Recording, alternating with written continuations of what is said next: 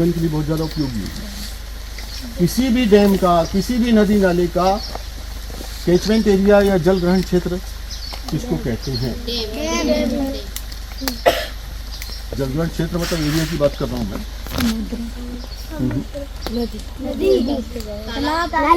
नदी के पास के गाँव नहीं बता पाओगे आप लोग। किसी भी नदी में, किसी भी नाले में, किसी भी डैम में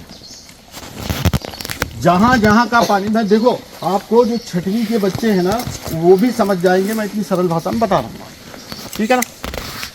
तो किसी भी नदी में, किसी भी नाले में, किसी भी डैम में जहां जहां का पानी आता है वो उसका जल ग्रहण क्षेत्र है। जैसे ये नाला है, जहां जहां का पानी इधर से आ रहा है, इधर से आ रहा है, तो उसका जल ग्रहण। अब जल ग्रहण क्षेत्र की बात क्यों की मैंने? इसलिए बात की कि जल ग्रहण क्षेत्र हमारे सभी नदी नालों के और डैम के वो सारे घने वनों से आच्छादित होना चाहिए। क्यों आच्छादित होना चाहिए भाई? पानी को जमीन में वो अवशोषित करवा सके, पानी का रेन वाटर हार्वेस्टिंग उसमें ज़्यादा से ज़्यादा होगा। अब ठीक देखिए आप, मैं आपको बार बार बता रहा हूँ कि अगर ये नहीं होंगे घने वन तो होगा क्या कि जैसी बरसात होगी वो बह के आया हुआ पानी वो ख़त्म हो जाएगा बरसात। और अभी क्या है, ये नाला अभी और बहुत दिन तक चलेगा। पहले हमारी करहान नदी वर्ष भर बहती थी, पेश नदी वर्ष भर बहती थी, तो ये आता है पानी कहाँ से? ये जो वर्ष भर बहती पानी कहाँ से आता है? ये वही पानी है जो नीचे रिस के जाता है और पिज्जर, क्या बोलते हैं उसको? पिज्जर ही बोलते ना, पज्झर। तो वो पज्झर से नीचे नीचे हो गया। अच्छा, अब एक तो ये बात हो गई, ये समझ गए ना आप कि अगर हमारे पेड़ पौधे नहीं होंगे तो पानी नीचे नहीं जाएगा। दूसरा, फिर घने वन जो है और क्या करते हैं, या जो पेड़ पौधे क्या करते हैं, उधर नहीं, मोटरसाइकिल नहीं देखी क्या? और क्या करते हैं, मान लीजिए पानी गिरा, बिरले वन है, तो एक तो वो बिरले वन में कम जाएगा नीचे पानी, लेकिन उसके साथ साथ और क्या होगा कि सूरज की किरणें, जैसी बरसात खत्म हुई पानी का अवशोषण खत्म हो जाएगा, और उसके बाद में जैसी बरसात समाप्त होने के बाद सूरज की जो किरणें पड़ती है, तो सूरज की किरणें पड़ेगी जमीन पर, तो पहले वो थोड़ा सा सुखाएगी, फिर धीरे धीरे करके वो 10 फीट तक चले जाएगा। तो जितने फीट तक के जाएगा वो सूखने, मतलब सूखेगा वो, तो उतने फीट तक की वो जितनी वो सीपेज है वो समाप्त हो जाएगी, वो जल्दी, यानी कुल मिला के यही कि वो सीपेज जल्दी से समाप्त हो जाएगी और आपकी नदी नाले जल्दी सूखेंगे।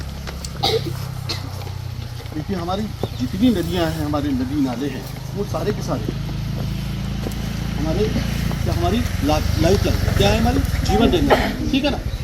तो इसके लिए क्या है, अपने को पेड़ पौधे जो है जितने भी, अच्छा अब आप कहाँ, जैसे ठीक है भाई जंगल है, गाँव में क्या करेंगे?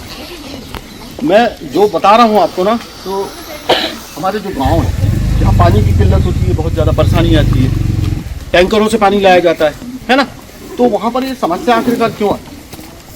जबकि पानी तो हमारा पानी, हम कुछ भी कर, पानी इतना हम कर सकते हैं, तो कैसे कर सकते? बैठना, बैठ जाओ।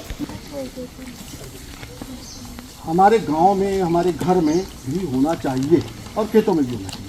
जंगल में तो अगर पेड़ लगे तो होगा, जंगल में घने पेड़ होना चाहिए। हमारा जो पूरा का पूरा जो फॉरेस्ट है, जंगल है, वो कैसा भूजल प्रबंधन में आपको बोला था, तो थोड़ा बता देता हूँ मैं। भू प्रबंधन का मतलब होता है कि हमको भू का प्रबंधन करना, यानी कटाव से बचाना।